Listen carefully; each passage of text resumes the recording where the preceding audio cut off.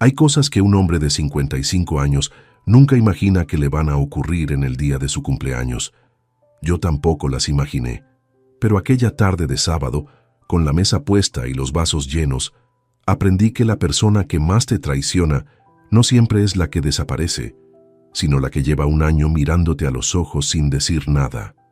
Lo que mi hijo me susurró al oído esa noche partió en dos todo lo que yo creía saber sobre mi propia vida. Antes de continuar, suscríbete al canal, activa la campanita, porque todos los días tenemos nuevas historias. Deja tu like y cuéntanos en los comentarios desde qué ciudad nos estás viendo. Mi nombre es Rodrigo Vidal Herrera. Tengo 55 años.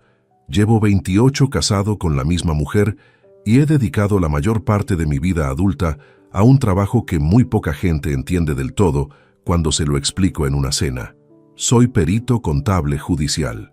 Lo que eso significa en términos sencillos es que los jueces me llaman cuando necesitan que alguien con formación y experiencia revise números que no cuadran, detecte movimientos financieros irregulares y ponga por escrito, con nombre y apellido, lo que alguien intentó esconder. Llevo haciendo eso durante 27 años. He destapado fraudes en empresas medianas, he encontrado desvíos en sociedades familiares, he señalado con el dedo a personas que creían haber sido muy listas. Y sin embargo, aquella tarde de sábado, el 14 de octubre de 2023, estaba sentado en el salón de mi propio piso con más de 40 personas a mi alrededor y no fui capaz de ver lo que tenía delante. La fiesta había sido idea de Soledad, mi esposa Soledad Montoya Escribano, 51 años, profesora de lengua castellana en el Instituto Público Padre Manjón desde hacía 19 años. Ella había organizado todo con esa precisión suya que siempre admiré. Los aperitivos dispuestos por tamaño, sobre la bandeja de madera, la música de fondo a un volumen exacto para no tapar las conversaciones, las servilletas dobladas en forma de abanico que yo nunca supe hacer. Había invitado a mis compañeros del juzgado, a los vecinos del cuarto, a su hermana Remedios y a su marido Tomás, a 3 matrimonios de amigos que llevábamos compartiendo veranos desde los años 90, cuando todavía nadie tenía teléfono móvil y quedábamos a una hora fija porque no había otra manera. Todo estaba en su sitio, todo menos ella. Había salido a las 5:15 de la tarde con una excusa tan simple que nadie la cuestionó. Voy a recoger el pastel, que me llamaron de la pastelería diciendo que no podían traerlo. Cogió el bolso, me dio un beso en la mejilla, me dijo, ahora mismo vuelvo, y cerró la puerta. Eso fue lo último que me dijo en toda la tarde. A las 6 ya había alguna mirada cruzada entre los invitados. A las 6:30 su hermana Remedios me preguntó con una sonrisa demasiado estirada si Soledad tardaba mucho. Le dije que no, que seguro era el tráfico del centro un sábado. A las 7, Remedios había dejado de preguntarme y se había puesto a responder mensajes con el teléfono pegado al pecho, de espaldas a todos, con esa postura de quien lee algo que no quiere que nadie más vea. Yo lo noté, lo guardé sin abrirlo, como hacemos con las cosas que todavía no queremos enfrentar. Seguí sirviendo vino, seguí sonriendo, seguí respondiendo bromas sobre los 55 años como si nada me pesara por dentro. Pero sí me pesaba, porque yo había intentado llamar a Soledad a las 6, a las 6:20, a las 6:45. 3 llamadas sin respuesta, 3 tonos que terminaban en el buzón de voz, con esa voz grabada suya que en ese momento me sonó extraña, como si perteneciera a alguien a quien yo ya no conocía del todo, aunque llevara 28 años durmiéndome a su lado. Fue entonces cuando vi a Mateo, mi hijo Mateo Vidal Montoya, 27 años, ingeniero junior en una empresa de infraestructuras de Valladolid. Un chico serio, poco de palabras, que desde pequeño había heredado mi tendencia a observar antes de hablar. Estaba junto a la ventana del salón, con una copa de agua en la mano que no había tocado en más de una hora. Miraba hacia la calle. No había hablado con casi nadie desde hacía rato. Y cuando nuestras miradas se cruzaron al otro lado del salón, él fue el primero en bajar los ojos. Eso no era normal en Mateo. Los invitados empezaban a hacer ese ruido característico de quien se prepara para marcharse, sin decirlo todavía, ese murmullo de despedida anticipada que todos reconocemos, pero nadie nombra. Y fue en ese momento, cuando el salón empezaba a vaciarse de conversación y llenarse de silencios incómodos, cuando Mateo se levantó y caminó hacia mí con pasos lentos y directos, sin desviar la mirada. No dijo nada al principio. Me puso la mano en el hombro y me abrazó. Fuerte. Con los dos brazos, de la forma en que los hijos abrazan a sus padres cuando son pequeños y tienen miedo. No de la forma en que lo hacen a los 27 años, en una fiesta de cumpleaños rodeados de gente. Noté su mandíbula apretada contra mi hombro. Noté que no decía nada y que no se movía, y noté, aunque intenté no notarlo, que su pecho subía y bajaba con más fuerza de la normal. Cuando se separó, tenía los ojos rojos, miró a los lados. Se aseguró de que nadie estaba lo suficientemente cerca, y se inclinó hacia mí para hablarme al oído, con una voz tan baja y tan contenida que tuve que quedarme completamente inmóvil para no perder ni una sola sílaba. Papá, llevo un año cubriéndola. No puedo más. Hoy no puedo más. Eso fue todo lo que dijo en ese momento. Yo no respondí. No moví un músculo. No cambié la expresión. Por fuera seguía siendo el mismo hombre que había estado sirviendo vino y aguantando bromas sobre los 55 años durante las últimas 3 horas. Por dentro, algo que llevaba 28 años construyéndose empezó a resquebrajarse con un ruido sordo que solo yo podía escuchar, como cuando una viga cede por dentro antes de que nadie vea la grieta en la pared. Los últimos invitados se marcharon poco después de las 9. Me dieron palmadas en la espalda, me desearon feliz cumpleaños, dijeron que Soledad seguro había tenido algún contratiempo y qué mala suerte justamente ese día. Yo asentí a todo, estreché manos, acompañé a la puerta, cerré y me quedé solo en el pasillo de mi propio piso, con las servilletas dobladas en forma de abanico todavía sobre la mesa, el pastel que nunca llegó y el nombre de alguien que mi hijo aún no había pronunciado, dándome vueltas en la cabeza, como una cifra que no cierra y que no cierra y que no cierra. Porque hay algo que 27 años auditando los números de otros me han enseñado sin excepción. Cuando algo no cuadra, no es un error, es una decisión. Alguien en algún momento decidió que no cuadrara. Y yo en ese pasillo, con el abrigo todavía puesto y las luces del salón encendidas, tomé la mía. Para entender lo que ocurrió aquella tarde de octubre, hay que entender primero qué clase de hombre era yo antes de que ocurriera. No el hombre del cumpleaños, no el del pasillo con el abrigo puesto y el salón vacío, el otro, el que fui durante casi 3 décadas sin cuestionármelo demasiado. Nací en Valladolid en el invierno de 1968, el segundo de 4 hermanos, en un piso de la calle Panaderos, que en aquella época olía permanentemente a guiso y a ropa tendida en el interior, porque afuera hacía demasiado frío para ponerla en el balcón. Mi padre trabajaba en una fábrica de alimentación, y mi madre llevaba la casa con una precisión silenciosa, que yo, muchos años después, reconocería como una forma de inteligencia a la que nadie había dado el nombre que merecía. Éramos una familia sin lujos y sin dramas extraordinarios, de esas que en los años 70 eran la mayoría, y que hoy, cuando la gente las recuerda, llama de otra época, como si eso fuera algo menor. Para mí no lo fue. De esa casa aprendí que las cosas que duran se construyen despacio y sin ruido. Estudié económicas porque los números siempre me habían parecido lo más honesto que existe. Un número no miente por sí solo. Miente quien lo coloca, quien lo desplaza, quien decide dónde ponerlo y sobre todo dónde no ponerlo. Comprendí eso muy joven, y esa comprensión fue la que me llevó, tras licenciarme en 1991, en plena contracción económica, a prepararme para la especialidad de peritaje contable judicial.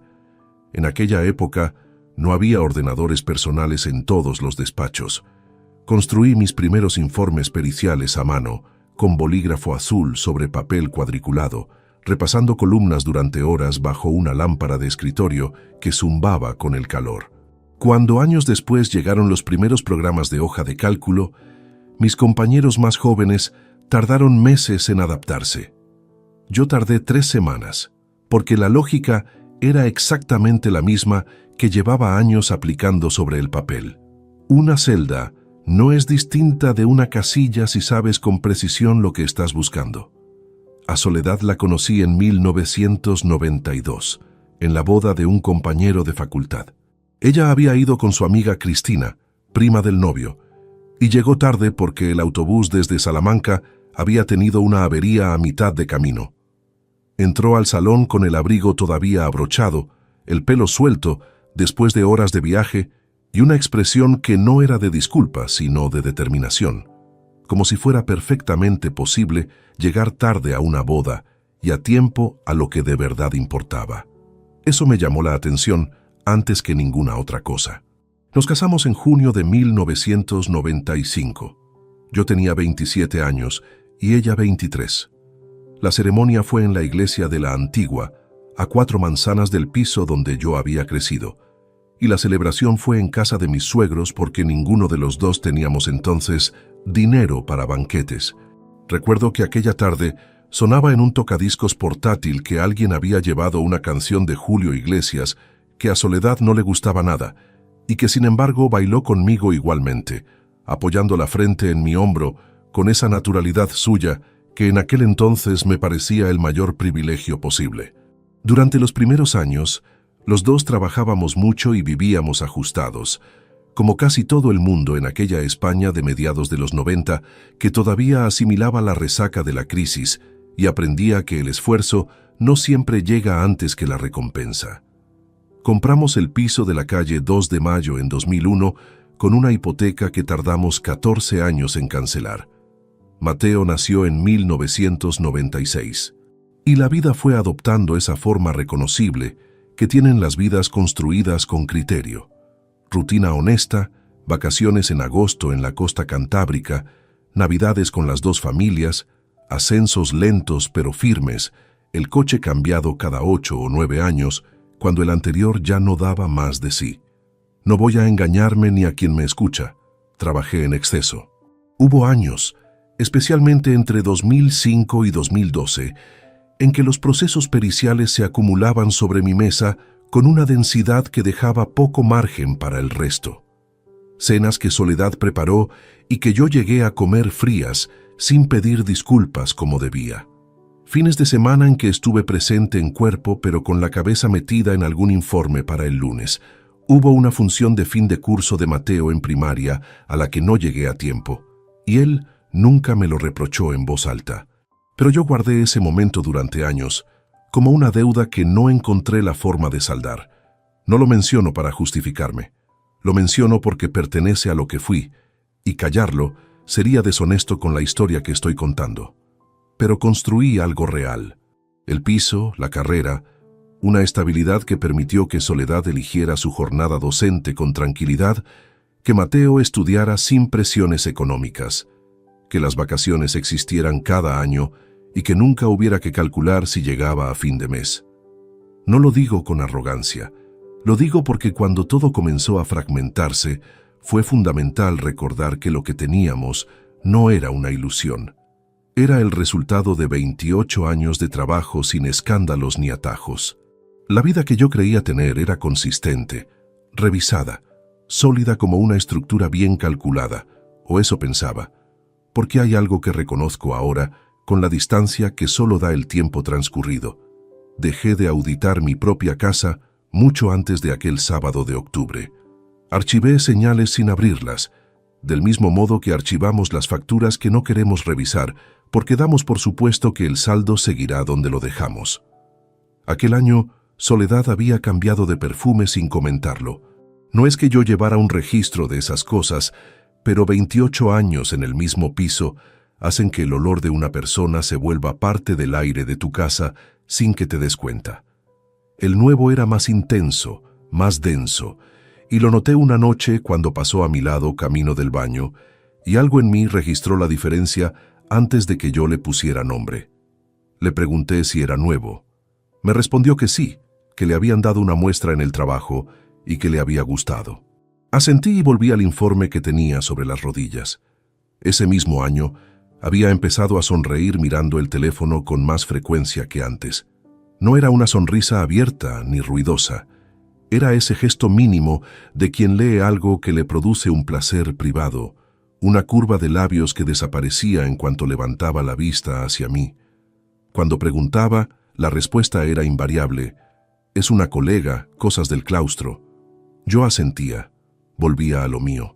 Fui acumulando esas pequeñas inconsistencias durante meses, como si fueran ruido de fondo, como hace un técnico que detecta un sonido irregular en la maquinaria, pero decide que no es urgente porque el resto del sistema sigue funcionando. Eso también forma parte de lo que fui, y esa parte tuvo un precio que todavía estoy terminando de calcular. Aquella noche, de pie en el pasillo con el salón vacío a mis espaldas, aún no conocía el nombre del hombre que aparecería en todo lo que estaba por venir. Solo tenía las palabras de Mateo, una certeza que dolía antes de tener contornos definidos, y el recuerdo persistente de ese perfume nuevo que seguía sin encajar en ninguna columna de mi vida. Soledad llegó a las 11:40 de la noche. Yo estaba en el sillón con la lámpara pequeña encendida y el resto del salón a oscuras. Los vasos ya estaban guardados, el mantel doblado. Mateo seguía en su habitación con la puerta entornada. Ninguno de los dos había vuelto a hablar desde que se marchó el último invitado, pero yo sabía que tampoco dormía. Los dos escuchábamos el mismo silencio. Cuando entró, tardó un segundo en verme. Traía el bolso cruzado sobre el pecho y esa expresión de quien ensaya mentalmente lo que va a decir antes de abrir la puerta. Se detuvo al encontrarme sentado en la penumbra. «Se me hizo tardísimo», dijo. «El teléfono se quedó sin batería y el tráfico estaba imposible». «Lo siento, Rodrigo, de verdad». No respondí de inmediato. La observé en silencio durante 4 o 5 segundos, el tiempo exacto para que ese silencio tuviera consistencia propia. Luego le dije que no se preocupara, que me alegraba de que hubiera llegado sin contratiempos y que me iba a acostar porque tenía el cuerpo agotado. Eso fue todo. Soledad esperaba algo diferente. Una pregunta directa, una exigencia, cualquier reacción que le indicara por dónde moverse. Cuando no llegó ninguna, algo en su postura se distendió levemente, de una forma que en ese momento no supe descifrar y que semanas después comprendería como alivio. Se fue al cuarto de baño. Yo me metí en la cama y permanecí con los ojos abiertos durante más de 2 horas, completamente inmóvil, escuchando cómo su respiración se volvía profunda y regular a mi lado, mientras yo seguía perfectamente despierto en la oscuridad. Al día siguiente, en cuanto Soledad salió a hacer la compra, llamé a Mateo.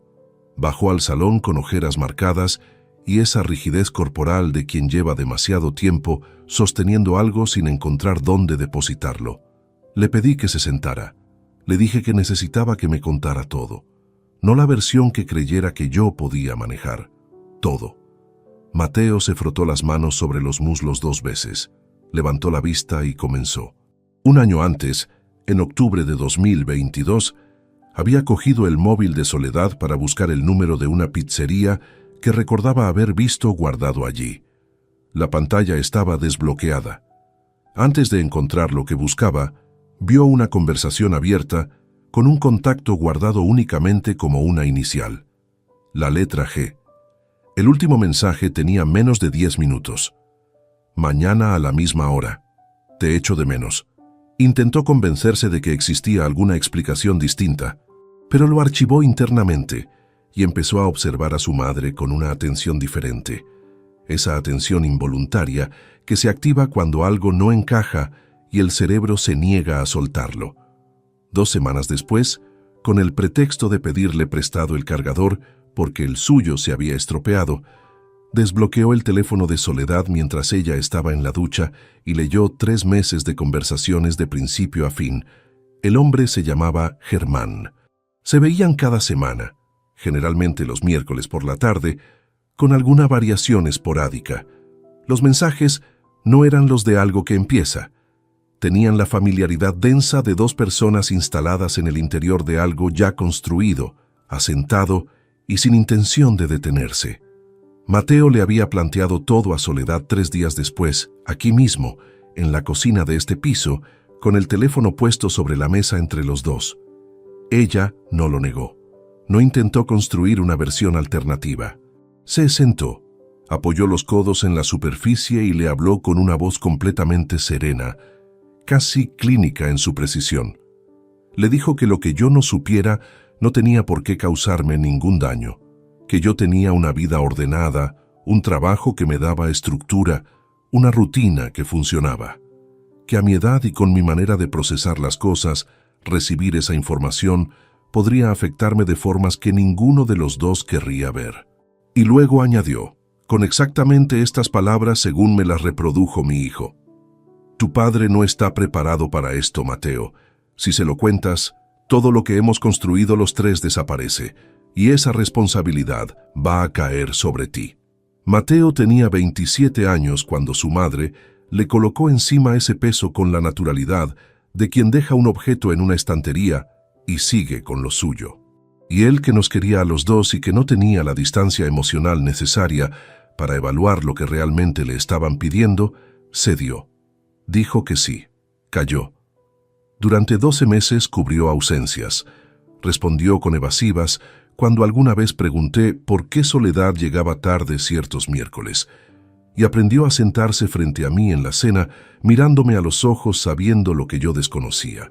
Me dijo que hubo noches en que agarró el teléfono con la intención de llamarme y lo dejó sobre la cama sin marcar, que el peso de guardar eso se había convertido en algo físico, una presión constante en el pecho que no desaparecía ni durmiendo. La noche del cumpleaños fue demasiado, la silla vacía. Mi expresión en los momentos en que nadie me miraba directamente, las excusas torpes de los invitados tratando de dar normalidad a algo que no la tenía. Me dijo que en ese instante supo con certeza que si callaba una noche más, algo en él se rompería de una manera que no sabría cómo reparar. Cuando terminó, el salón estaba en silencio completo. Afuera pasó un coche, luego otro. El reloj de la entrada marcó las 11, con ese sonido grave y conocido que llevo décadas escuchando sin prestarle atención. Le hice exactamente 2 preguntas: el apellido completo del hombre y la dirección donde se encontraban. Mateo me los dio. Los fijé en la memoria de la misma manera en que llevo décadas fijando cifras relevantes, sin aparente esfuerzo, con una permanencia que no requiere repetición. Le pedí que no dijera nada a su madre, que siguiera comportándose exactamente igual que siempre, que todo lo que viniera a partir de ese momento no dependería de él. Asintió. En su cara convivían algo parecido al alivio y algo parecido al miedo. Los dos estaban completamente justificados, y yo lo sabía. Me levanté, fui a la cocina y bebí un vaso de agua de pie frente a la ventana del patio interior. Un domingo de octubre perfectamente ordinario. La vecina del tercero tendía ropa en el tendedero. Un gato cruzaba despacio el tejado del garaje con esa indiferencia que tienen los gatos ante todo lo que no les incumbe. Tenía un nombre, tenía una dirección, y tenía algo que en ese momento valía considerablemente más que las 2 cosas juntas. 27 años de experiencia, localizando con precisión lo que alguien había decidido mantener fuera de la vista. No iba a necesitar mucho tiempo. El lunes por la mañana me levanté a las 6:15 como siempre. Preparé café, revisé el correo del trabajo y respondí 2 consultas pendientes antes de que Soledad se despertara. Desayunamos juntos sin incidentes. Ella habló del claustro de profesores, de un alumno conflictivo en tercero de la ESO, de que tenía que encargar material para el trimestre. Yo asentí en los momentos adecuados. Le pregunté si quería más tostadas. Me dijo que no, gracias. Esa fue nuestra conversación del lunes. Durante el día no avancé nada relacionado con lo que sabía. No porque hubiera decidido esperar, sino porque necesitaba que la información que tenía pasara de ser algo emocional a ser algo utilizable. Eso requería enfriamiento. Lo sé porque lo he aplicado durante décadas en mi trabajo. Un perito que abre un expediente con las emociones activas comete el mismo error que un cirujano que opera con las manos temblorosas. Puede que salga bien, pero no debería haberlo intentado así. El martes transcurrió igual. El miércoles por la noche, cuando Soledad llevaba ya más de 2 horas dormida y el piso entero estaba en silencio, me levanté con cuidado de no mover el colchón, cogí el abrigo del perchero del pasillo, tomé las llaves del coche sin hacer ruido y salí.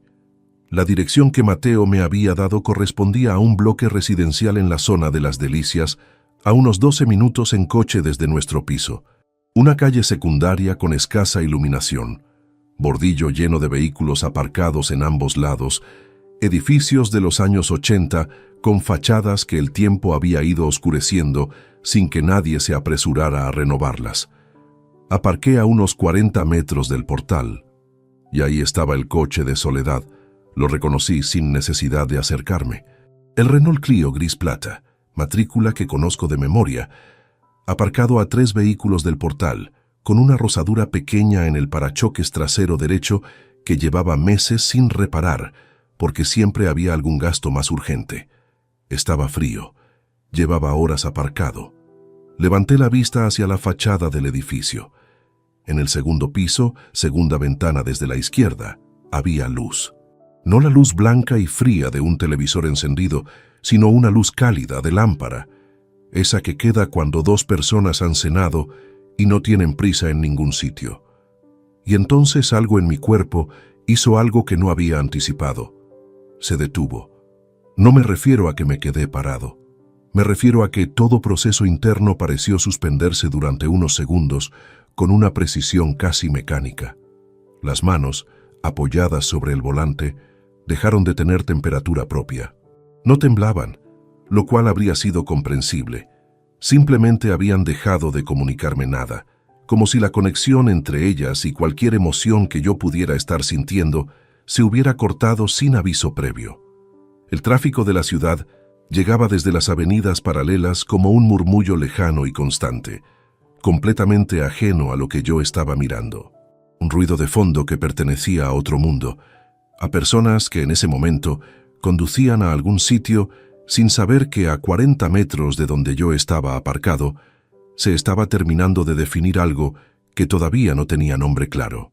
Mis ojos se desplazaron solos hacia un tiesto de geranios en la entrada del edificio. Y no me siento geranios de color naranja, 3 de ellos, en un tiesto de barro que alguien había pintado de azul hace tiempo y que el sol había ido decolorando hasta dejarlo en un azul deslavado, entre gris y celeste.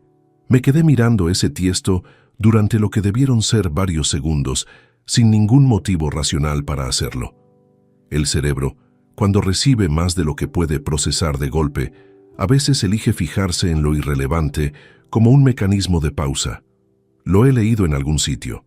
Aquella noche lo comprobé en primera persona. La cortina de la ventana del segundo piso se movió. No completamente. Solo un lado, unos centímetros, el movimiento mínimo de alguien que se acerca al cristal por algún motivo sin intención de asomarse. Y luego volvió a su posición y la luz siguió igual, cálida y quieta, como si nada hubiera ocurrido. Sentí algo subir por el pecho. No era rabia. Aún no. Era algo más frío y más compacto, como cuando en un informe pericial encuentras el primer número que definitivamente no encaja con el resto, y sabes, antes incluso de revisar las páginas siguientes, que lo que vas a encontrar va a ser peor de lo que esperabas. Una certeza sin temperatura. Podría haber bajado del coche, podría haber entrado al portal, buscado el interfono, hecho que la realidad se volviera inmediata e irreversible en cuestión de minutos. Hay una parte de cualquier hombre que en ese momento empuja hacia la confrontación directa, porque la adrenalina convierte el enfrentamiento en algo que parece urgente, necesario, incluso justo. Pero llevo 27 años sabiendo que el que actúa antes de tener el expediente completo entrega la ventaja al otro lado, que la reacción emocional, por comprensible que sea, destruye pruebas, cierra puertas legales y le da al que está en falta la posibilidad de reorganizarse antes de que tú hayas terminado de entender lo que tienes entre manos. He visto perderlo todo a personas que reaccionaron en caliente y ganarlo todo a personas que esperaron. Arranqué el motor. Salí de aquella calle con el mismo sigilo con el que había entrado, sin mirar por el retrovisor. Conduje de vuelta a casa con las manos apoyadas con normalidad sobre el volante, a velocidad constante, respetando cada semáforo. Entré al piso sin hacer ruido, dejé el abrigo en el perchero, me quité los zapatos en el pasillo y volví a la cama con el mismo cuidado con el que me había marchado. Soledad dormía en la misma posición que cuando me había ido, la respiración profunda y regular de siempre. El perfume nuevo, ese que nunca me había terminado de encajar, flotando levemente en el lado de la almohada que era el suyo. Me tumbé boca arriba y clavé los ojos en el techo blanco del dormitorio. Tenía un nombre, una dirección, un coche aparcado y una ventana con luz a las 12:30 de la noche de un miércoles. Eso era suficiente para saber que la situación era real. No era suficiente para ninguna otra cosa. Lo que necesitaba a partir de ese momento no era confirmación emocional. Era documentación. Fechas, movimientos, cifras, patrones. El mismo material que llevo décadas construyendo en los procesos judiciales donde me contratan para encontrar lo que alguien quiso sepultar bajo capas de normalidad administrativa. Solo que esta vez el expediente era el mío. Y eso, lo reconozco ahora sin ningún pudor, lo cambiaba todo en términos de dificultad. No porque me faltaran los conocimientos, sino porque cuando el objeto de análisis es tu propia vida, cada cifra que encuentras tiene un peso que ningún informe profesional ha tenido jamás. Cada fecha descubierta es también un recuerdo. Cada movimiento irregular es también una cena, un cumpleaños, una tarde de domingo que ahora adquiere una segunda lectura que nadie te pidió permiso para escribir. Me dormí pasadas las 3 de la madrugada. Al día siguiente, cuando Soledad puso el café sobre la mesa y preguntó si había dormido bien, le dije que sí, que había tenido un sueño profundo, que me encontraba despejado. Era la primera mentira consciente que le decía en 28 años de matrimonio. Y la pronuncié con una calma que en ese momento ni yo mismo sabía que era capaz de tener. El despacho que tengo en casa siempre ha sido el único rincón del piso que Soledad respetaba sin reservas. No porque le impusiera ninguna norma explícita, sino porque desde el principio quedó establecido de forma natural que ese espacio era funcional, no decorativo. Una mesa amplia de madera oscura, 2 archivadores metálicos, una estantería con volúmenes de legislación tributaria y contable ordenados por año de edición, una pantalla de ordenador y una lámpara orientable de luz fría. Sin cuadros, sin plantas, sin ninguno de esos objetos que la gente coloca en los espacios de trabajo para suavizarlos. Entrar ahí siempre me había producido la misma sensación que ponerse la bata en un laboratorio. El mundo exterior queda fuera, lo que importa está sobre la mesa. El jueves por la tarde, mientras Soledad corregía exámenes en el salón, con la televisión de fondo a volumen bajo, cerré la puerta del despacho con el pestillo, encendí el ordenador y abrí la plataforma online de nuestro banco. Llevábamos 2 cuentas conjuntas desde el año 2000. La cuenta corriente principal donde ingresábamos los 2 salarios y de la que salían la hipoteca, los recibos y los gastos cotidianos, y una cuenta de ahorro vinculada que habíamos abierto en su momento para acumular un fondo de reserva ante imprevistos. Revisaba la corriente con regularidad, la de ahorro con menos frecuencia, porque partíamos de la base de que era un depósito estable que no requería atención continua. Esa suposición, como muchas otras que había mantenido sin examinar, estaba a punto de costarme cara. Entré primero en la cuenta corriente y solicité el histórico completo de los últimos 24 meses. Lo que vi, inicialmente, no era escandaloso. Los movimientos habituales, nóminas, recibos domiciliados, compras en supermercado, alguna transferencia esporádica a Mateo cuando necesitaba algo puntual. Pero cuando apliqué el criterio que llevo décadas usando, en los informes periciales, que consiste en aislar los movimientos que no responden a una fuente de gasto identificable y agruparlos por importe y frecuencia, el cuadro cambió. Había reintegros en cajero automático de 400 euros realizados con la tarjeta de débito asociada a la cuenta de Soledad. Nada extraordinario por sí solo, pero la frecuencia era llamativa. uno cada 3 semanas aproximadamente, con alguna interrupción en agosto y en los periodos de Navidad. Dinero en efectivo, sin rastro posterior de en qué se había empleado. No en compras con tarjeta, no en transferencias registradas, no en ningún gasto que apareciera en ninguna parte del extracto. Simplemente salía y desaparecía. Calculé el total de esos reintegros en 24 meses, 7.200 euros. Suficiente para prestar atención. No suficiente todavía para establecer un patrón sólido. Pasé a la cuenta de ahorro.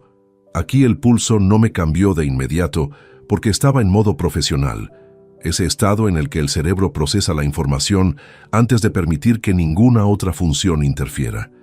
Pero lo que encontré en esa cuenta habría alterado a cualquier persona con independencia de su formación.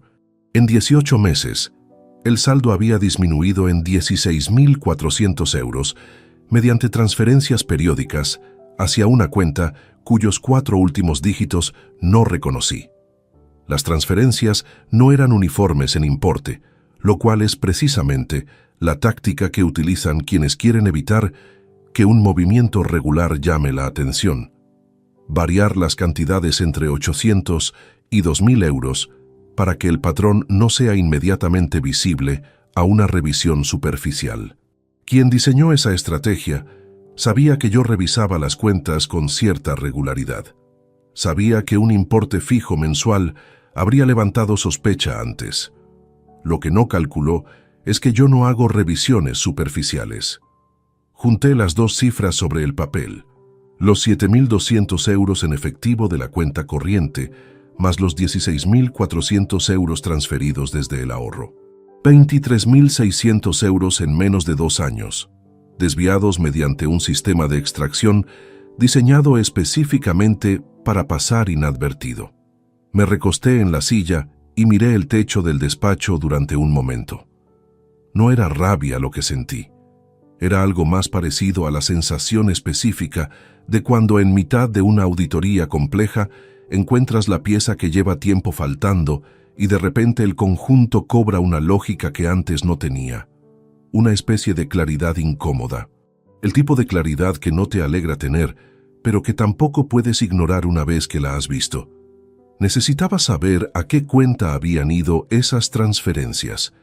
Para eso ya no bastaba con el acceso online del que disponía como cotitular. Necesitaba los datos completos del beneficiario, que el banco no muestra en la plataforma de cliente estándar, pero que forman parte del registro de la operación y son accesibles mediante solicitud formal con identificación del titular.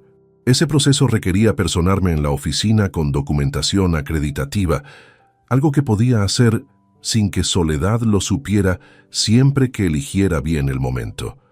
Lo planifiqué para el lunes siguiente. Mientras tanto, imprimí los extractos completos de ambas cuentas. Los clasifiqué por fecha y tipo de movimiento. Marqué con rotulador verde los reintegros en efectivo y con azul las transferencias al destino desconocido, y los guardé en una carpeta de cartón gris que coloqué en el archivador inferior bajo un expediente judicial antiguo de 2017 que nadie tendría motivo para abrir. Antes de apagar el ordenador, me detuve un momento con el cursor sobre el botón de cierre de sesión. Hay algo que sé con certeza después de décadas revisando la contabilidad de empresas y particulares. Nadie construye un sistema de extracción de ese nivel de sofisticación de la noche a la mañana. Se necesita tiempo para identificar qué cuenta tiene menos supervisión, qué importes resultan menos llamativos, con qué frecuencia se puede operar sin generar un patrón demasiado evidente. Lo que yo estaba viendo era el resultado de un proceso de planificación que requería conocimiento del funcionamiento interno de nuestras finanzas y, sobre todo, confianza en que nadie estuviera mirando con atención. Eso significaba que llevaba más tiempo del que yo imaginaba. Y eso, a su vez, significaba que lo que estaba encontrando en las cuentas no era el principio de la historia. Era solo la capa más reciente de algo que llevaba mucho más tiempo enterrado. Apagué la pantalla, guardé la carpeta con llave, salí del despacho y cerré la puerta con normalidad. Soledad seguía en el salón. Levantó la vista cuando entré y me preguntó si quería que pusiera la cena. Le dije que sí, que lo que hubiera estaba bien. Me senté frente a ella en la mesa 10 minutos después y comí sin que mi expresión revelara absolutamente nada de lo que sabía. Eso tampoco era nuevo para mí. Llevo años sentado frente a personas que mienten sobre sus finanzas, mientras yo sonrío y tomo notas. La única diferencia era que esta vez la persona al otro lado de la mesa dormía en mi misma cama, y que el expediente que estaba construyendo era considerablemente más importante que cualquier otro que hubiera abierto antes. El lunes fui a la oficina del banco a primera hora, antes de que Soledad saliera hacia el instituto. Le dije que tenía una reunión temprana con un cliente. No era completamente falso. Tenía pendiente una consulta, aunque la había desplazado al mediodía precisamente para tener la mañana libre. El director de la sucursal, un hombre de unos 40 años con modales correctos y ese tono neutro que desarrollan quienes atienden dinero ajeno durante mucho tiempo, me recibió sin demora cuando le expliqué que necesitaba información detallada sobre el beneficiario de unas transferencias realizadas desde mi cuenta conjunta. Le presenté mi documentación como cotitular y le entregué el listado con las fechas y los importes que había extraído del extracto. El proceso fue burocráticamente lento, pero sin obstáculos. El beneficiario de las 16 transferencias era una cuenta a nombre de Germán Salas Pedrosa. Anoté el nombre completo en el margen del papel que llevaba, aunque no lo necesitaba. Ya lo tenía desde el domingo en que Mateo me lo había dado. Lo que confirmaba ahora era algo distinto, que el dinero extraído de nuestra cuenta de ahorro familiar no había ido a ningún gasto doméstico difuso ni a ninguna necesidad personal de Soledad que pudiera tener alguna justificación razonable. Había ido directamente, de forma sistemática y deliberada, a la cuenta del hombre con quien se encontraba los miércoles por la tarde. Guardé el papel, agradecí al director su atención y salí a la calle. Hacía frío, un frío seco de finales de octubre que en Valladolid siempre llega antes de lo que uno recuerda de un año para otro. Me detuve en la acera durante un momento, sin ningún destino inmediato, con las manos en los bolsillos del abrigo y la documentación bajo el brazo. Y permanecí así el tiempo suficiente para que el frío me despejara cualquier resto de duda sobre si lo que estaba haciendo era necesario. Lo era. Esa tarde, al llegar a casa, hice algo que no había planeado conscientemente, pero que en ese momento me pareció lo más natural del mundo. Fui al armario del pasillo donde guardábamos las cajas de fotografías antiguas, las de antes de que todo pasara a estar en teléfonos y ordenadores, y saqué la que correspondía a los años entre 2018 y 2021. No buscaba nada en concreto, o quizás sí buscaba algo, pero no habría sabido nombrarlo.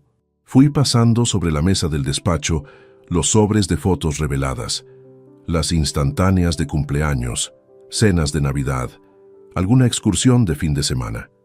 La vida documentada en papel fotográfico, con ese formato cuadrado un poco amarillento que tienen las impresiones domésticas de aquella época. Y entonces la encontré. Era una fotografía tomada en la cena de fin de curso del instituto donde trabajaba Soledad en junio de 2020. Yo había ido porque ese año habían organizado el evento en un restaurante con cierta pretensión, y Soledad me había pedido expresamente que la acompañara. Recordaba la noche como algo correcto y un poco aburrido, el tipo de evento al que asistes porque corresponde y del que sales sin ningún recuerdo especialmente vívido. En la fotografía aparecíamos varios en un extremo de la mesa larga. Soledad, yo, dos compañeras suyas cuyos nombres no retengo, y al fondo, parcialmente cubierto por el hombro de alguien y con la cara girada 3/4 hacia otro lado, un hombre de mediana estatura con camisa oscura y el tipo de constitución física que corresponde a alguien que hace ejercicio con regularidad. Lo reconocí de inmediato. Era el mismo rostro que había buscado durante las semanas anteriores en cualquier soporte visual que pudiera encontrar. El perfil de la academia deportiva que regentaba, una nota de prensa local de 2 años atrás relacionada con un torneo amateur de pádel, una fotografía de grupo en la página web de un club deportivo de la ciudad. Germán Salas Pedrosa, Llevaba en esa fotografía una expresión de quien está en un sitio donde tiene plena razón para estar, sin incomodidad ninguna, con esa soltura de quien ya conoce el territorio. Cogí la fotografía con cuidado, la dejé sobre el escritorio y me senté. La relación no tenía 1 año, ni 2. En aquella cena de junio de 2020, Soledad y Germán Salas ya se conocían con suficiente confianza como para compartir mesa en un evento formal al que ella me había invitado a mí.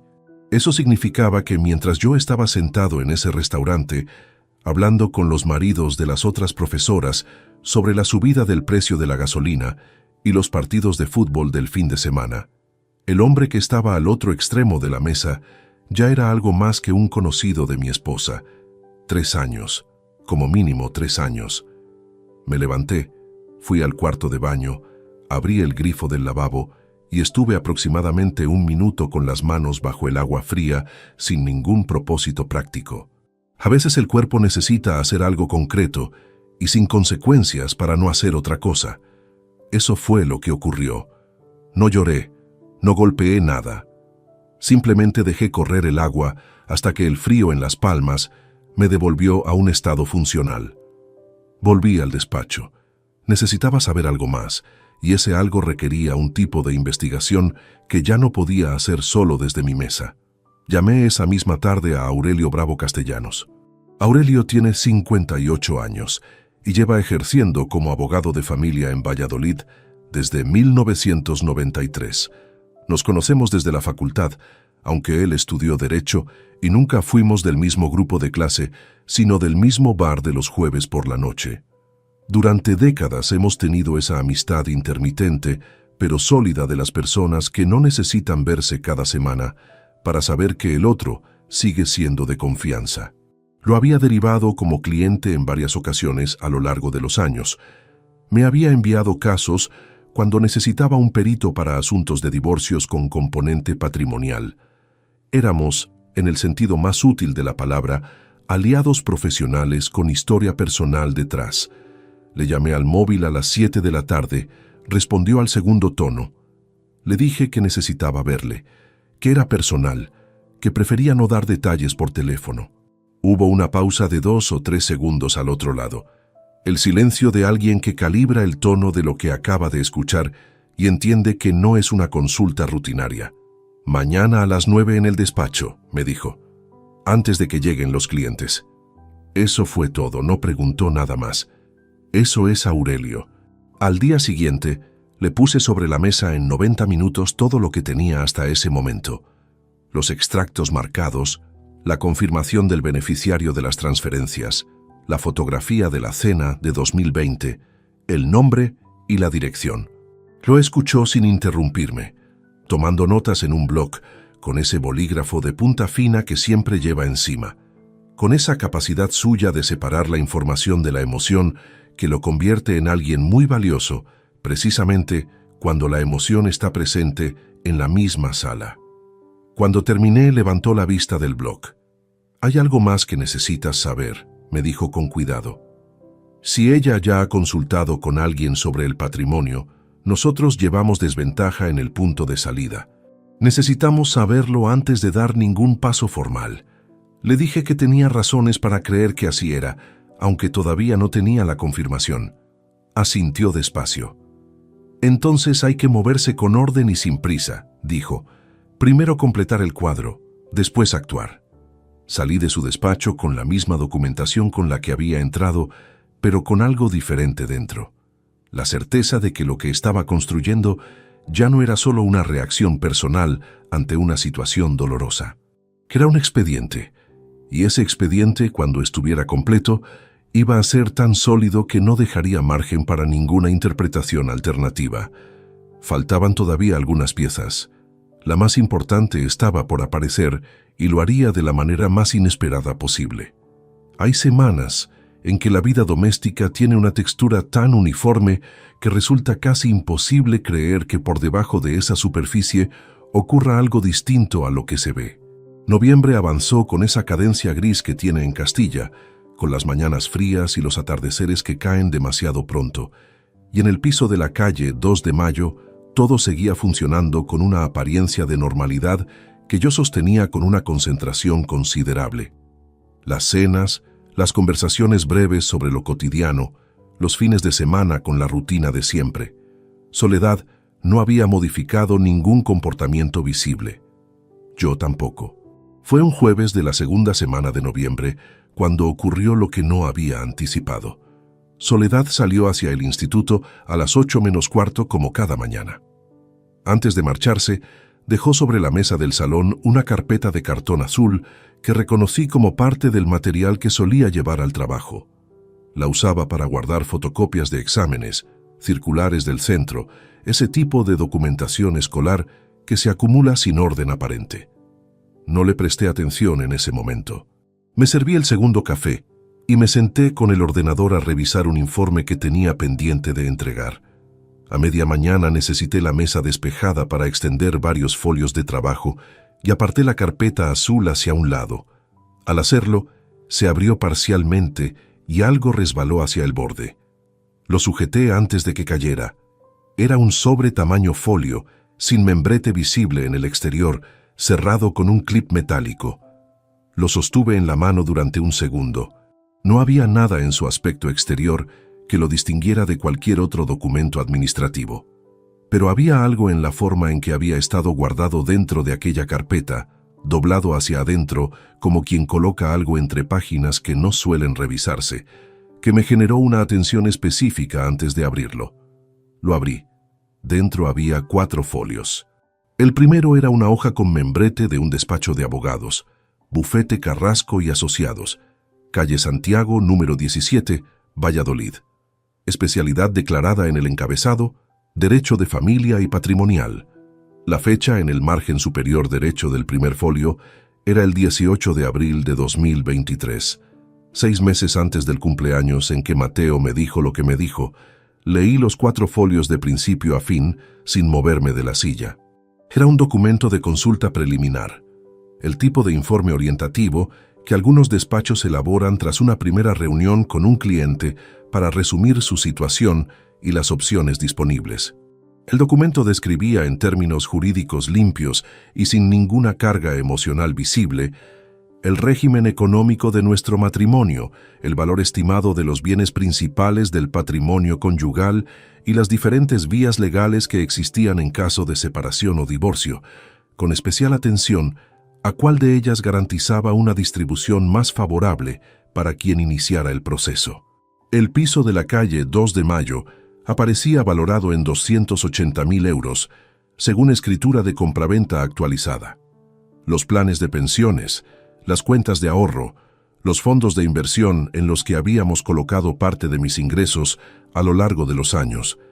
Todo estaba listado con una precisión que solo era posible si quien había proporcionado esa información al abogado conocía nuestro patrimonio con suficiente detalle.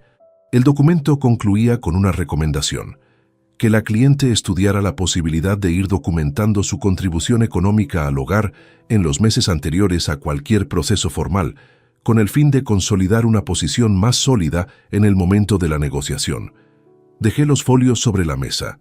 En ese instante, algo que hasta entonces había conservado la forma aproximada del dolor personal, adoptó una geometría completamente distinta. Porque una traición emocional, por devastadora que sea, tiene una naturaleza que en algún punto el ser humano puede llegar a procesar como algo que ocurrió entre personas. Pero lo que tenía delante no era eso, era un plan. Fechas, valoraciones, estrategia legal.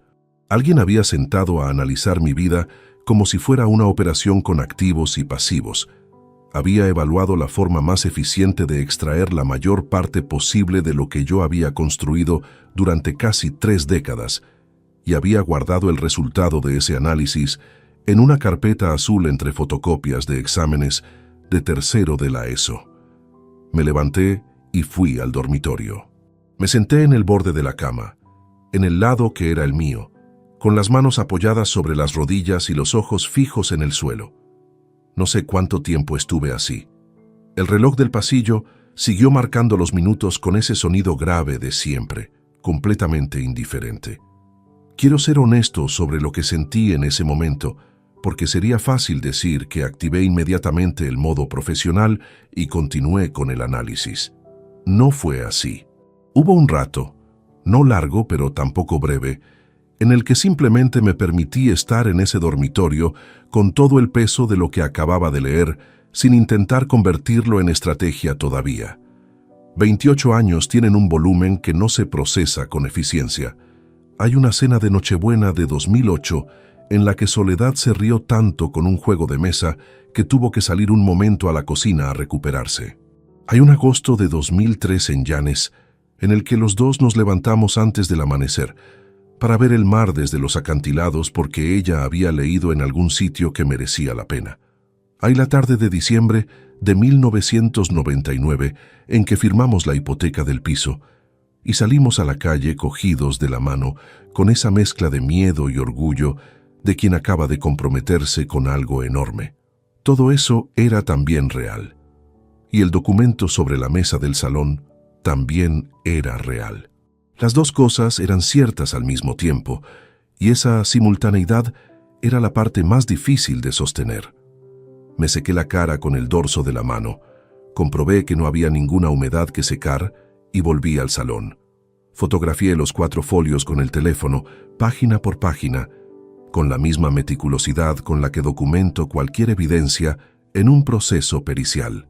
Luego los devolví al sobre, coloqué el clip en su posición original y guardé todo dentro de la carpeta azul exactamente como lo había encontrado, prestando atención incluso al ángulo en que la carpeta había quedado sobre la mesa antes de que yo la tocara.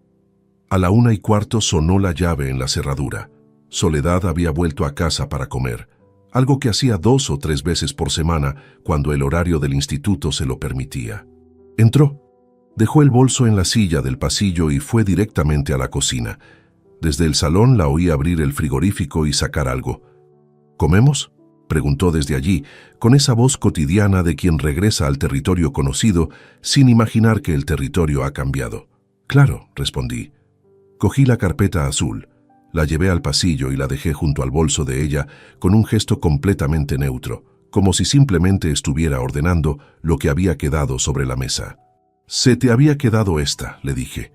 Soledad asomó la cabeza desde la cocina, miró la carpeta y dijo «Gracias», con la misma naturalidad de siempre.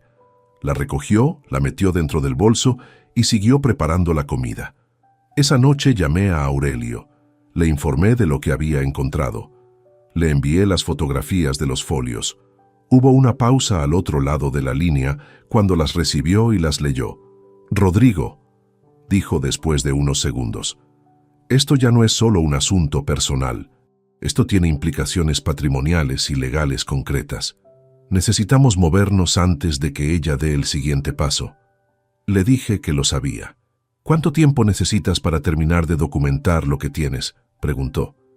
Le dije que calculaba 3 semanas más, que había algunas cosas que todavía quería confirmar con absoluta solidez antes de sentarme frente a alguien con el expediente en la mano. 3 semanas, repitió. De acuerdo, pero ni un día más de lo necesario.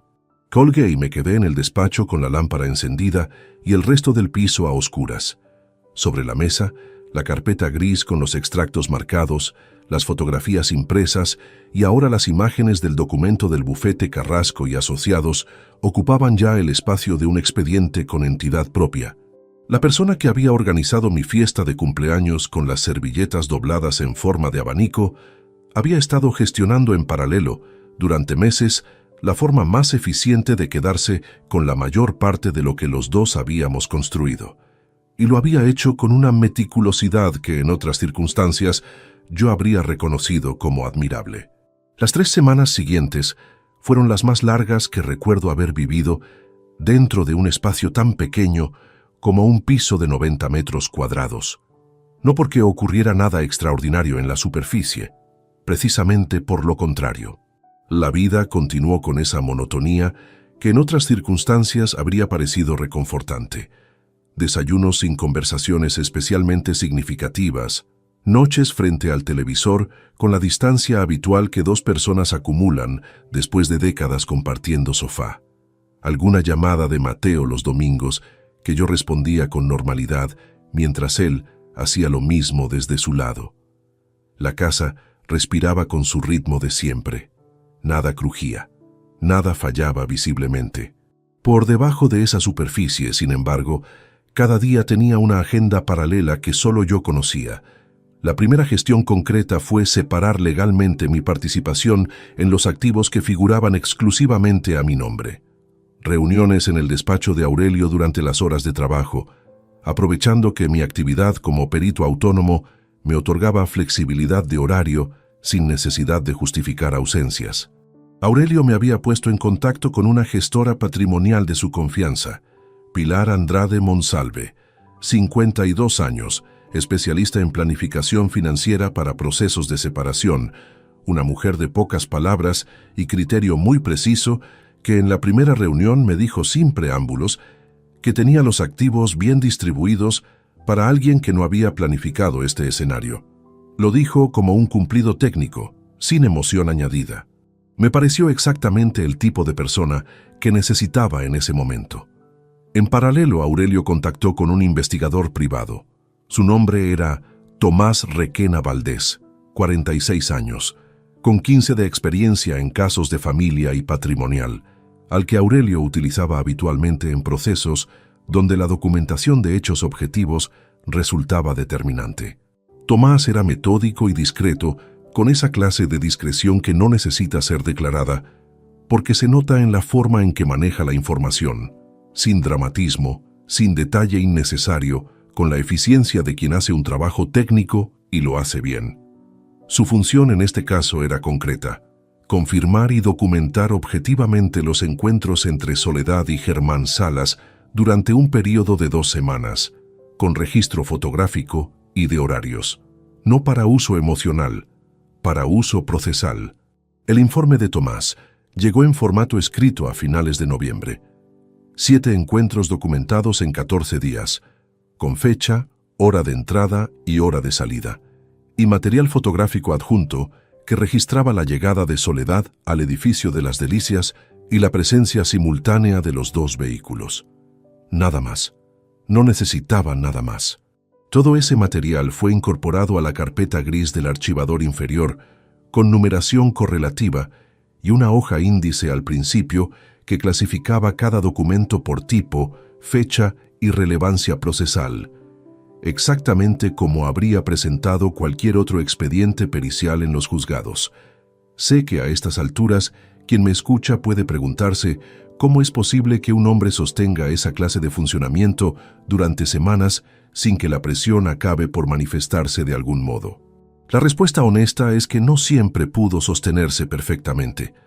Hubo una noche de mediados de noviembre, un martes, en que me desperté a las 4 de la mañana con esa sensación de peso en el pecho que no tiene causa identificable, pero que el cuerpo produce cuando ha estado cargando algo demasiado tiempo en silencio. Soledad dormía a mi lado.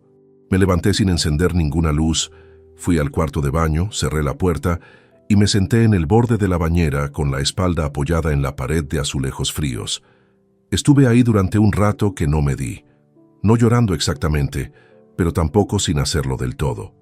Hay una zona intermedia entre las dos cosas que los hombres de mi generación aprendimos a habitar sin darle nombre, porque nunca nos enseñaron el vocabulario para describirla. Me quedé en esa zona durante el tiempo que necesité, con el frío de los azulejos en la espalda y el silencio completo de las 4 de la mañana alrededor, hasta que el peso bajó lo suficiente para poder respirar con normalidad. Luego me lavé la cara, volví a la cama y seguí durmiendo. Nadie supo qué había ocurrido, ni falta que hacía. El momento más complicado del periodo de preparación llegó un viernes de la última semana de noviembre.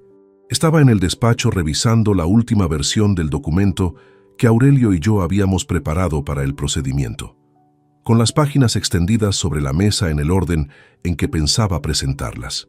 Había perdido la noción del tiempo, algo que me ocurre cuando trabajo con concentración sostenida, y no escuché la puerta del piso hasta que ya estaba abierta.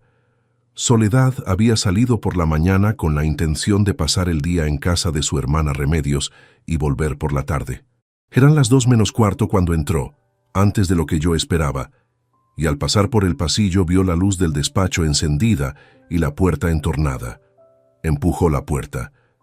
Desde donde estaba yo, con los documentos extendidos sobre la mesa en una disposición que era imposible de explicar como trabajo ordinario, tuve exactamente 2 o 3 segundos para reaccionar antes de que ella tuviera ángulo visual completo sobre la mesa. No los usé para esconder nada, no habría dado tiempo. Los usé para cerrar la postura. Junté los folios con un movimiento único, los giré hacia abajo sobre la mesa con la cara en blanco hacia arriba. Coloqué el brazo izquierdo encima con naturalidad y levanté la vista hacia la puerta como si acabara de terminar de leer algo y estuviera descansando la vista. Soledad se detuvo en el umbral. Me miró durante un segundo con una expresión que no era sospecha exactamente, pero tampoco era la indiferencia habitual. Era algo más parecido a la atención, ese estado intermedio en que una persona nota que algo ha cambiado ligeramente, pero no puede identificar con precisión el qué. No te escuché llegar, dije. Remedios tenía cosa a última hora, respondió. Me vine antes. Siguió mirándome un momento. Luego miró brevemente hacia la mesa, hacia el brazo que yo tenía apoyado sobre los folios con demasiada tranquilidad, y volvió a mi cara. ¿Estás bien?, preguntó. No con la voz de alguien que presiente algo concreto, con la voz de alguien que lleva semanas notando una textura diferente en el silencio del piso y no ha encontrado todavía a qué atribuirla. Le dije que sí, que tenía un proceso grande que me estaba dando más trabajo del habitual, que llevaba días con la cabeza metida en números y que eso siempre me ponía un poco hermético, que ella ya lo sabía. Asintió. ¿Comemos algo?, preguntó. Dame un cuarto de hora, respondí. Ella se giró y fue hacia la cocina. Yo esperé a escuchar el sonido del frigorífico antes de girar los folios, ordenarlos, meterlos dentro de la carpeta gris y cerrar el archivador con llave. Me quedé un momento de pie en el despacho con la llave en la mano. Había sido el momento más cercano a la exposición en todo el proceso, y lo había resuelto sin alterar ningún elemento visible. Pero lo que me quedó después no fue satisfacción. Fue algo más parecido al cansancio específico de quien lleva demasiadas semanas siendo una persona que no es del todo la que parece. Esa noche, después de cenar, Soledad puso en el televisor una película que habíamos visto juntos la primera vez en el 98, en el cine Coca de Valladolid, que ya no existe. Una comedia que a ella siempre le había gustado especialmente. Se rió en los mismos momentos de siempre, con esa risa suya que no ha cambiado en 30 años, y yo estuve a su lado en el sofá durante hora y media sin que ninguno de los dos supiera exactamente qué estaba pensando el otro. Al día siguiente, llamé a Aurelio y le dije que el expediente estaba listo. ¿Cuándo?, preguntó. Le dije que el sábado siguiente, en casa, por la mañana. Hubo una pausa breve. Estaré allí a las 10, dijo. Colgué y fui a la ventana del despacho. La calle de abajo tenía ese aspecto quieto de los sábados de diciembre en Valladolid, con poca gente, y el frío instalado ya con la solidez de quien no piensa moverse en varios meses. La armadilla llevaba semanas montada con precisión milimétrica, solo quedaba el momento de abrirla, y ese momento, por primera vez desde aquella noche de octubre en el pasillo con el abrigo puesto, ya tenía fecha. El sábado amaneció con una claridad fría y sin nubes, de ese tipo que en diciembre en Castilla hace que la luz entre horizontal por las ventanas y lo ilumine todo con una precisión casi quirúrgica. Eran las 8 cuando me levanté. Preparé café, recogí la cocina con más cuidado del habitual y coloqué sobre la mesa 2 sillas enfrentadas y una en el lateral, con suficiente espacio entre ellas para extender documentos sin que nadie tuviera que inclinarse para leer. Soledad bajó a las 9 menos cuarto con el pelo recogido y la bata de siempre sin imaginar nada. Me preguntó si había dormido bien. Le dije que sí. Le serví el café sin que me lo pidiera, como hacía casi todos los sábados, y ella se sentó en su lugar habitual de la mesa con ese gesto automático de quien repite una postura 1000 veces sin pensarla. A las 9:58 sonó el timbre. Soledad levantó la vista con una expresión de sorpresa genuina. «¿Quién es a estas horas?», preguntó. Aurelio, respondí. Le pedí que viniera. Fui a abrir. Aurelio Bravo entró con el abrigo puesto y una cartera de cuero bajo el brazo. Me saludó con un apretón de manos breve y siguió hacia la cocina. Soledad lo conocía desde hacía años. Le dedicó un saludo afectuoso pero confundido, con esa sonrisa de quien no entiende el contexto todavía y decide ser amable mientras lo procesa. Me senté frente a ella. Aurelio ocupó la silla del lateral. Coloqué la carpeta gris sobre la mesa. No dije nada durante un momento, no como recurso dramático deliberado, sino porque en ese instante específico necesité los 3 o 4 segundos que separan la preparación de la acción. 27 años de informes periciales y el primer folio siempre requiere ese mismo instante previo. Abrí la carpeta. «Voy a mostrarte algo», dije. La voz me salió con una calma que incluso a mí me sorprendió. «Te pido que lo escuches hasta el final antes de responder nada». Soledad dejó la taza sobre la mesa. Algo en mi tono había atravesado la normalidad de la mañana como una hoja fina. Lo vi en la forma en que su postura cambió levemente, en cómo sus manos se retiraron del borde de la taza y quedaron quietas sobre el regazo. Empecé por los extractos bancarios. Expliqué cada marcador con la misma metodología que usaría en un juzgado: fecha, importe, categoría, patrón. Los 7.200 euros en reintegros en efectivo a lo largo de 24 meses. Las 16 transferencias desde la cuenta de ahorro por un total de 16.400 euros al mismo beneficiario. El nombre del beneficiario, que pronuncié con la misma neutralidad con que habría pronunciado cualquier denominación social en un expediente corporativo: Germán Salas Pedrosa. Soledad no se movió. Su respiración cambió, pero no dijo nada. Coloqué a continuación la fotografía de la cena de junio de 2020. La dejé orientada hacia ella sobre la mesa sin señalar nada. No hacía falta. «Esto no tiene 1 año», dije, «ni 2. Esto lleva al menos 3 años y medio». Su mandíbula se tensó. Continué. «El informe de Tomás Requena, 2 semanas de documentación objetiva, fechas, horarios, el edificio de las Delicias. No las fotografías del material más privado, que no eran necesarias ni pertinentes. Solo los registros de presencia, que bastaban para establecer con claridad jurídica lo que había que establecer. Y entonces saqué el último documento. Lo coloqué encima de todo lo demás, centrado, orientado hacia ella. Era la copia del informe del bufete Carrasco y Asociados. Fecha: 18 de abril de 2023. 4 folios con el patrimonio conyugal desglosado, las opciones legales evaluadas y la recomendación final sobre cómo posicionarse antes de iniciar un proceso de divorcio. Aquí fue donde la reacción de Soledad dejó de ser contención. «Eso es privado», dijo. La voz le salió tensa, con un filo que no era exactamente rabia todavía, sino algo anterior a ella. Ese estado en que una persona comprende que la posición en que creía estar ya no existe. «Era privado», respondí. «Ahora forma parte de un expediente». «¿Cómo lo conseguiste?» «Lo dejaste sobre la mesa del salón un jueves de noviembre, dentro de la carpeta azul del instituto». Un silencio denso. Y entonces llegó lo que sabía que llegaría. La primera versión, la de la negación parcial. Que el documento del abogado no significaba lo que parecía, que había sido una consulta sin consecuencias, que todo tenía una explicación. Las palabras salían con una velocidad que delataba que no estaban siendo construidas en ese momento, sino recuperadas de algún lugar donde llevaban tiempo preparadas, como ocurre cuando alguien ha ensayado mentalmente un escenario sin querer admitirlo del todo. La dejé hablar, no la interrumpí.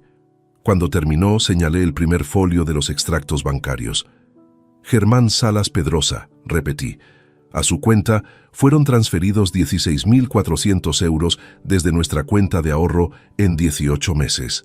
En efectivo salieron otros 7.200 euros adicionales en el mismo periodo. El total es 23.600 euros. Eso no es una consulta sin consecuencias. Eso es un desvío documentado de fondos conyugales hacia una tercera persona, con quien mantienes una relación desde al menos 2020. Soledad apoyó los codos en la mesa y se cubrió la cara con las manos. Hubo un momento entonces que no esperaba. Las manos bajaron y la vi de una forma distinta. No disminuida ni derrotada, sino simplemente humana en un sentido que la frialdad del proceso había ido borrando durante semanas. La vi como la mujer de 23 años, que había entrado tarde a aquella boda con el abrigo abrochado y el pelo suelto después de horas de viaje. La vi como la persona que había estado a mi lado cuando firmamos la hipoteca con las manos frías de nervios. Esas dos cosas también eran verdad, y su existencia no cambiaba nada de lo que había sobre la mesa, pero tampoco podía hacerme el sordo ante ellas. No lo menciono para justificar nada de lo que hizo. Lo menciono porque sería deshonesto presentarme como alguien que en ese momento no sintió absolutamente nada. Sí sentí, y luego continué igualmente, porque los sentimientos y las consecuencias no son la misma categoría.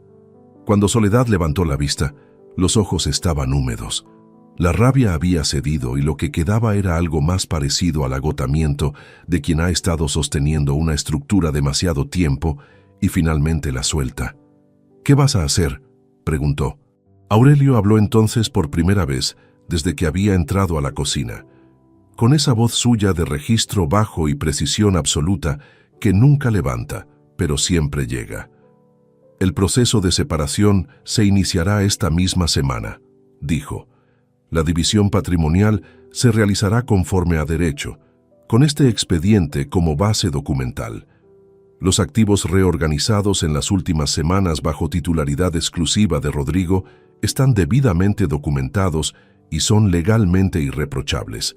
La consulta que usted realizó en abril con el bufete Carrasco no tuvo continuidad procesal, por lo que su posición de partida en la negociación es considerablemente más débil de lo que ese informe le hizo creer».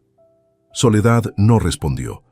Aurelio dejó sobre la mesa una carta formal de comunicación de inicio de procedimiento con su membrete y firma, que Soledad recibió sin tocarla durante un momento, como si el papel tuviera una temperatura que no quisiera verificar.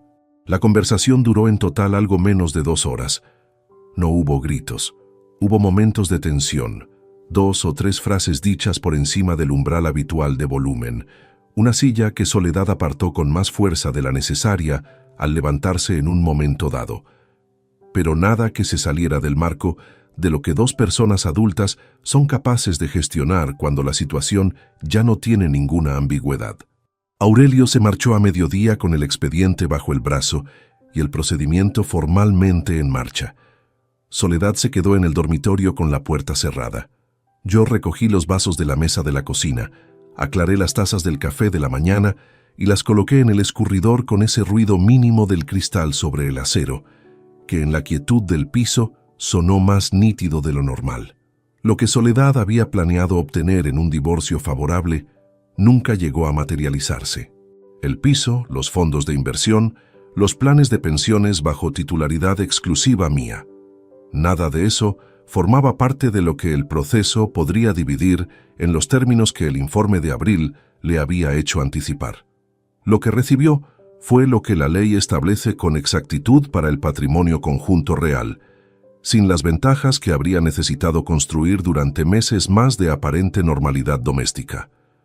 La diferencia entre lo que esperaba y lo que obtuvo era considerable, y esa diferencia tenía el nombre exacto de 3 semanas de trabajo metódico por parte de alguien a quien ella había subestimado durante demasiado tiempo. Pasaron 4 días antes de que llamara a Mateo. No fue una decisión de esperar. Fue que durante esos 4 días, el asunto de Soledad ocupó toda la energía disponible. La gestión inicial con Aurelio, los primeros trámites formales del procedimiento, la búsqueda de un piso de alquiler para que uno de los dos abandonara el domicilio conyugal mientras se resolvía la situación legal. Soledad se quedó en la calle 2 de Mayo de forma provisional. Yo me trasladé a un apartamento de 2 habitaciones en el barrio de Parquesol, que Aurelio me había localizado con rapidez, amueblado con lo básico, con una ventana grande que daba a un patio interior silencioso. Me llevé la ropa, los documentos profesionales y el ordenador. No me llevé nada más de lo estrictamente necesario. No era el momento de discutir sobre qué cuadro le había pertenecido a quién. La llamada a Mateo fue un miércoles por la mañana, desde el apartamento nuevo, con el café recién hecho y el piso todavía con ese olor neutro de los espacios que no conocen aún a quien los habita. Respondió al primer tono.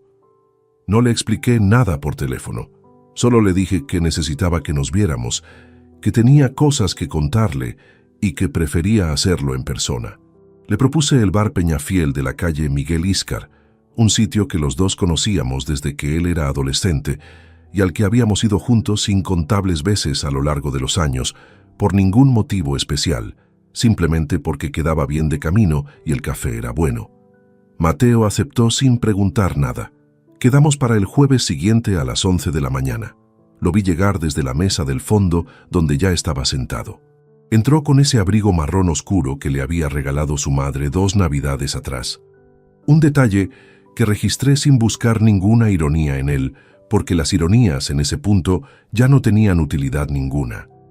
Venía con la mandíbula apretada y los hombros levemente elevados, esa postura que adoptan las personas cuando caminan hacia una conversación que saben importante y cuyo desenlace no controlan. Se sentó frente a mí.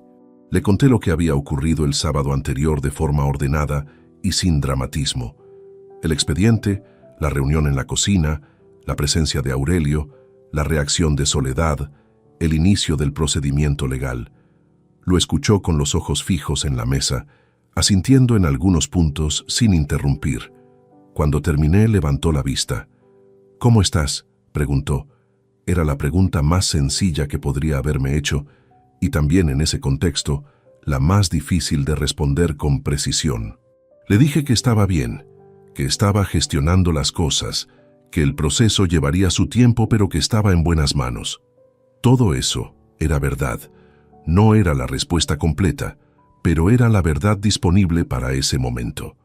El camarero trajo 2 cafés que ninguno de los dos había pedido todavía, simplemente porque nos conocía de años y sabía lo que tomábamos. Ese gesto pequeño tuvo en ese instante una dimensión que no esperaba. La continuidad tranquila de las cosas cotidianas en medio de todo lo demás. Bebí un sorbo. Dejé la taza sobre el plato con cuidado y miré a mi hijo. «Necesito contarte algo más», dije. «Y necesito que lo escuches de la misma manera que yo he intentado contártelo todo, sin más drama del que la situación ya tiene por sí sola». Mateo dejó el café en la mesa y esperó. Le hablé con calma, sin elevar la voz, sin construir un alegato, sin utilizar ninguno de esos tonos que los padres aprenden a manejar cuando quieren que una conversación pese más de lo que dicen las palabras. Le dije que entendía el peso que había cargado durante un año, que comprendía que una persona de 27 años, a quien su madre coloca encima una responsabilidad de ese calibre con la amenaza implícita de que el silencio es la única forma de proteger a la familia, no tiene siempre la distancia emocional necesaria para ver con claridad qué se le está pidiendo en realidad. Le dije todo eso porque era verdad y porque merecía escucharlo, y luego le dije lo otro. Pero un año es mucho tiempo, Mateo. No es una semana de duda ni un mes de parálisis.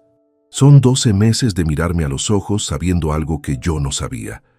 12 meses de cenas, de llamadas de los domingos, de conversaciones en las que tenías información que era mía y decidiste retenerla. No respondió de inmediato. La mano derecha estaba apoyada sobre la mesa y vi cómo los dedos se tensaban levemente contra la superficie de madera.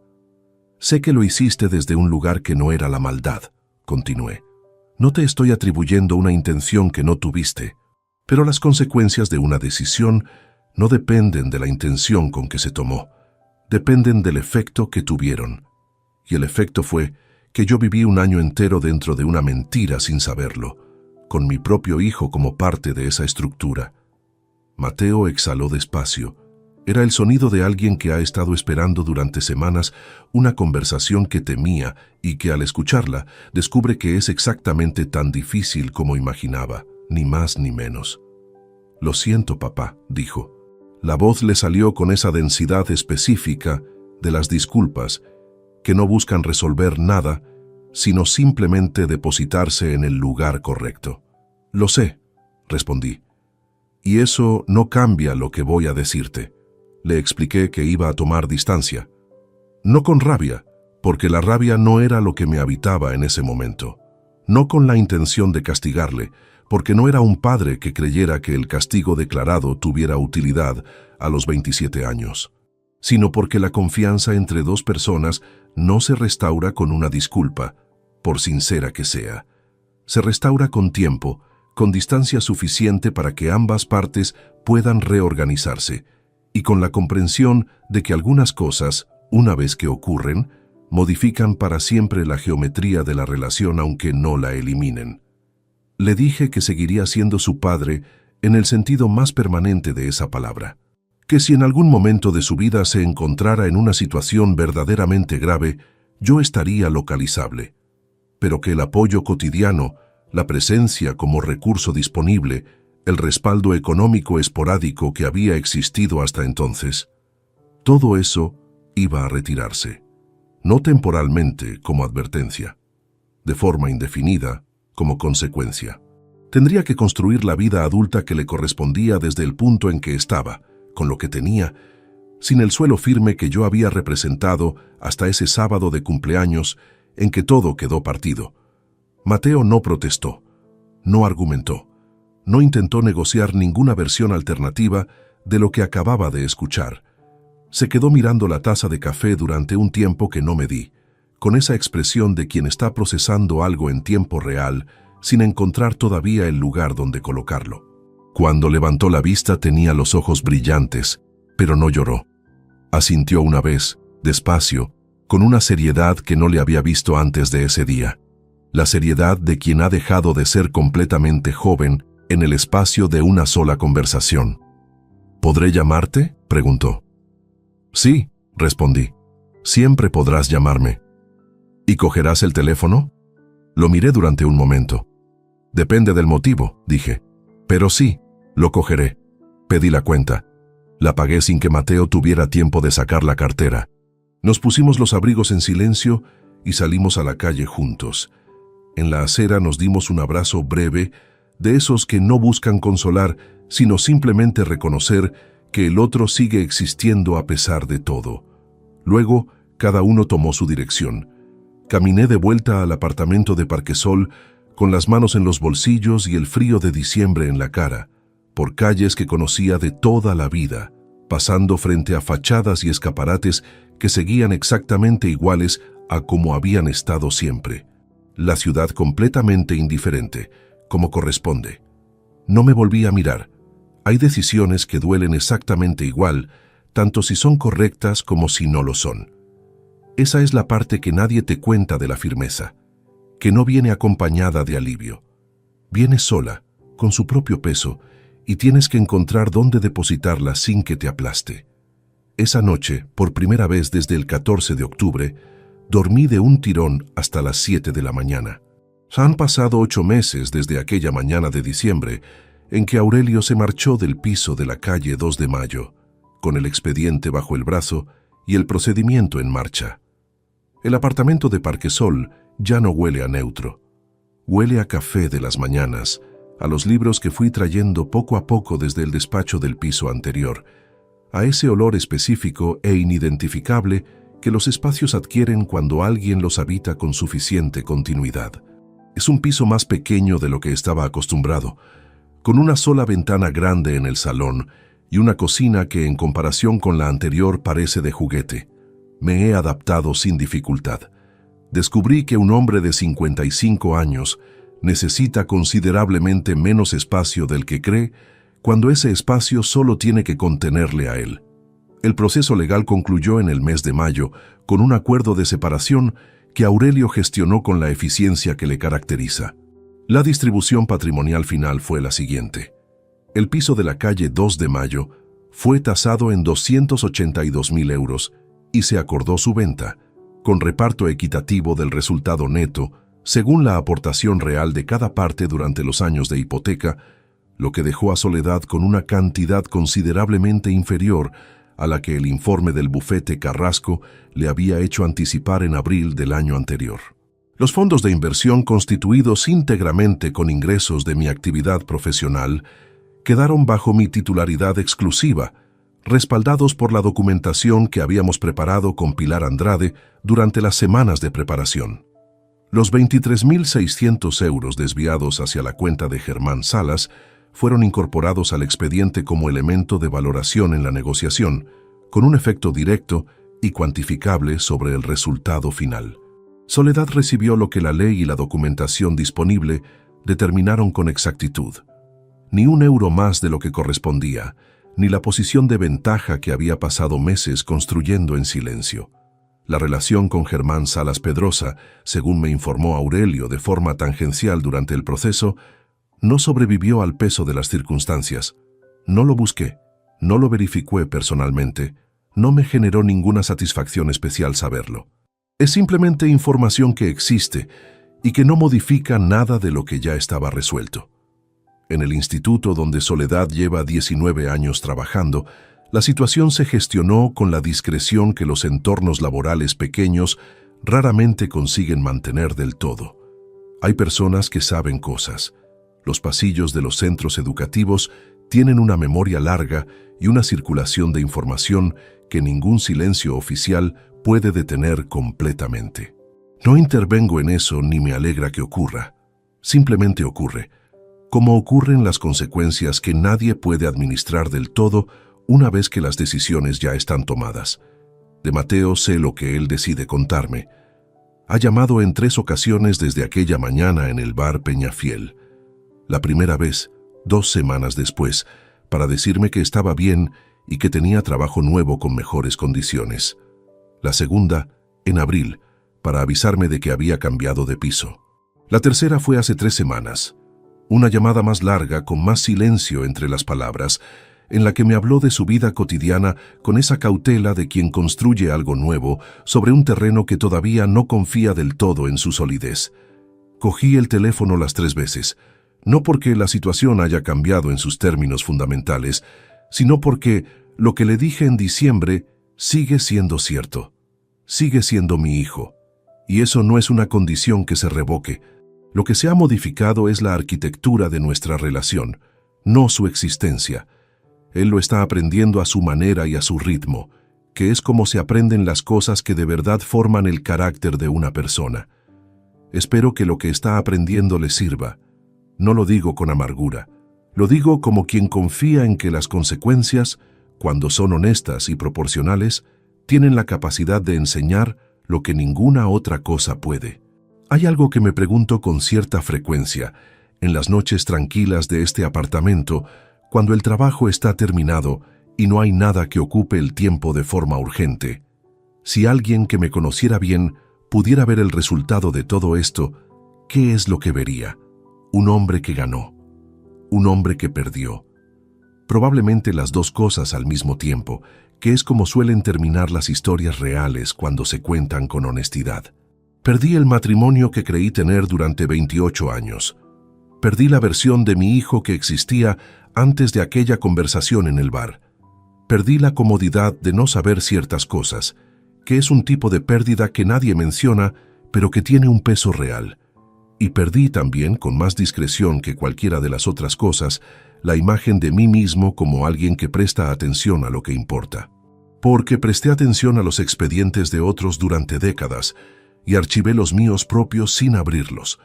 Eso también es parte de la historia, y callarlo sería el único furo verdadero en todo lo que he contado. Pero recuperé algo que no tiene denominación precisa en ningún balance contable y que sin embargo resulta ser lo más valioso de cuanto figura en cualquier activo que yo pueda enumerar. La certeza de que soy capaz de mirar lo que hay, por más que duela mirarlo. De no desviar los ojos cuando la cifra no cuadra, aunque esa cifra sea la propia vida. De actuar con criterio cuando la emoción empuja hacia la reacción sin fundamento. Eso no me lo enseñó la carrera.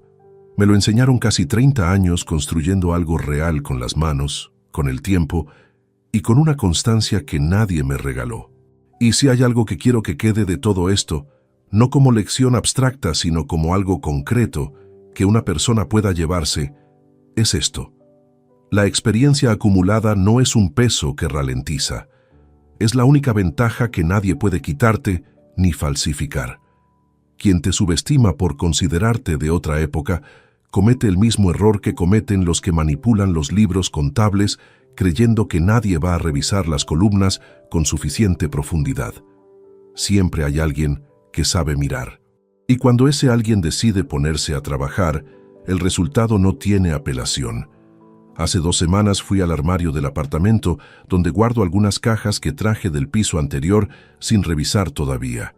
Buscaba un documento de trabajo antiguo que necesitaba como referencia. Mientras removía el contenido, encontré en el fondo de una de las cajas un objeto pequeño que no recordaba haber guardado. El frasco del perfume nuevo de Soledad, ese que había dejado olvidado en el cajón de la mesita de noche cuando recogió sus cosas. Lo sostuve un momento en la mano. Ese frasco que había registrado hace más de 1 año sin darle nombre, archivado entre las cosas que no quería revisar. El primer detalle que no encajó y al que no presté la atención que merecía.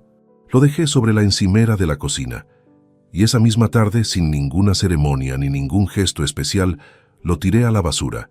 Hay cosas que no necesitan más espacio del que ya ocuparon. Si te gustó esta historia, dale like al video, suscríbete al canal y comparte tus impresiones en los comentarios. Para escuchar la próxima historia, haz clic en la caja de la izquierda. Gracias por vernos.